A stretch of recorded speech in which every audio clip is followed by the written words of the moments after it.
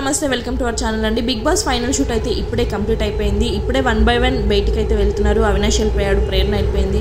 So ఇప్పుడైతే నిఖిల్ అయితే రాబోతున్నాడు అనేసి ఇన్ఫర్మేషన్ అయితే వచ్చింది. సో అంటే ఎవ్రీ సీజన్ ఈవినింగ్ టైం పంపిస్తారు, కానీ ఈ సీజన్ మాత్రం డే టైమే పంపించేస్తున్నారు, ఆఫ్టర్నూన్ తర్వాతనే. ఎందుకంటే ఈవినింగ్ టైం ఏమైనా గొడవలు అయితే అని భయంతో ఇప్పుడే పంపించేస్తున్నారు. పోలీస్ సెక్యూరిటీ కూడా ఫుల్ ఉందన్నమాట. సో ఇప్పుడైతే నిఖిల్ అయితే రాబోతున్నాడు. నిఖిల్ వచ్చేసి టాప్ 1 విన్నర్, కప్పు గెలుచుకున్నాడు అనమాట.